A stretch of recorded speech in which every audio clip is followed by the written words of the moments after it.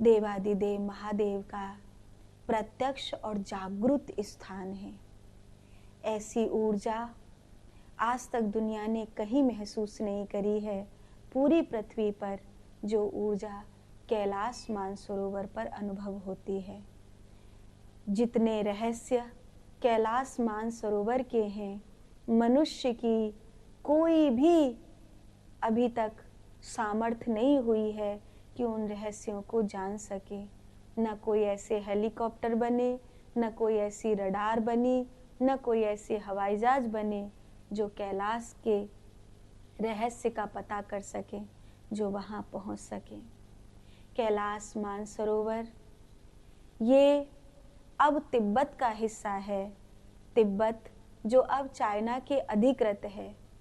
किसी समय पर ये कैलाश मानसरोवर भारत में था, लेकिन भारत में इन 60 वर्षों में जिस सरकार ने राज्य किया, उसने भारत की बहुत बहुत हानि करी।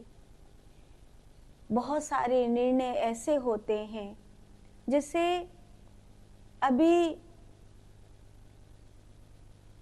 पहलगांव में आतंकवादियों ने हमला किया, तुरंत उस हमले का बदला लिया गया।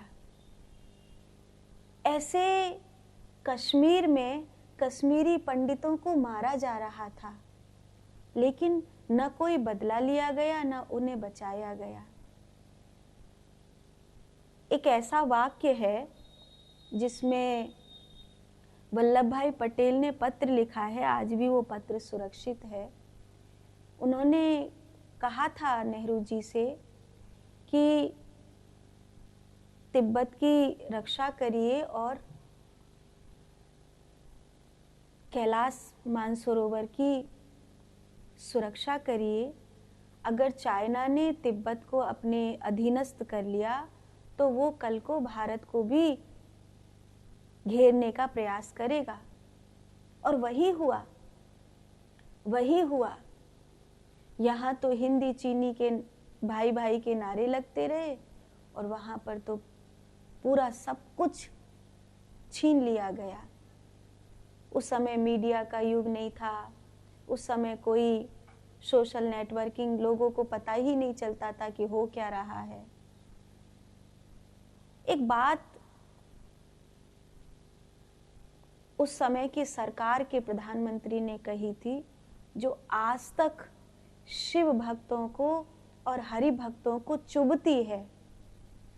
उन्होंने कहा कि एक घास का तिनका तक नहीं उगता वहां पर, हम क्या करेंगे उस पहाड़ को लेके, ले लेने दो अगर ले लिया तो।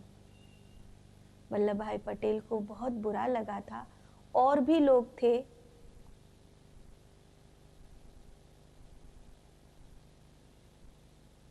जब धर्म के प्रति, आस्था के प्रति राजनेताओं का रुझान नहीं होता, गीता का, गंगा का, गौ का सम्मान नहीं होता, तो समझ लेना कि ये राजनेता देश भक्त नहीं है, देशद्रोही है। जैसे प्रयागराज में 12 वर्ष बाद जो कुंभ लगता है, उसमें लगभग हर भारत का व्यक्ति गंगा स्नान करने के लिए जाना चाहता है। अभी आपने देखा होगा कि 60 करोड़ व्यक्तियों ने प्रयाग में, कुंभ में स्नान किया। तो जैसे हम लोगों के लिए कुंभ होता है, ऐसे ही तिब्बती लोगों का ये उत्सव होता है जो 12 साल में एक बार आता है। इस बार 2026 में वह उत्सव आ रहा है और लगभग तिब्बत का हर एक व्यक्ति कैलाश की परिक्रमा करने के लिए जाता है।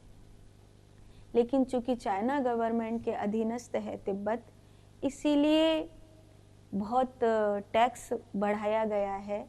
और वो तो चाहे गरीब आदमी हो चाहे अमीर आदमी हो, जैसे पहले भारत में होता था ना, जजिया कर देना पड़ता था, ऐसे ही चूँकि दूसरे गवर्नमेंट के अधीनस्थ है तो उनको देना पड़ता। हम लोगों को ही अगर कैलाश मानसरोवर भारत में हो तो हम लोगों की जो यात्रा है वो बहुत कम पैसों में हो जाए और हर व्यक्ति जा सके। लेकिन अभी जिस ढंग से दिख रहा है 4-5 साल बाद तो ऐसा लगता है कि कम से कम 3-4 लाख रुपए से ज़्यादा खर्च करके कैलाश जाना होगा। इतनी महंगी यात्रा होती जा रही है।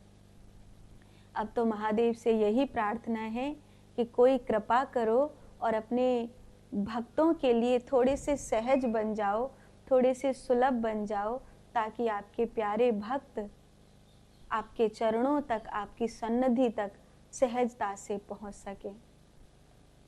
कैलाश के अनेक रहस्य हैं और इन रहस्यों को आप अगर सर्च करेंगे तो आप महसूस करेंगे कि पूरी दुनिया में साक्षात परमात्मा का निवास है, जिसे हम कैलाश कहते हैं।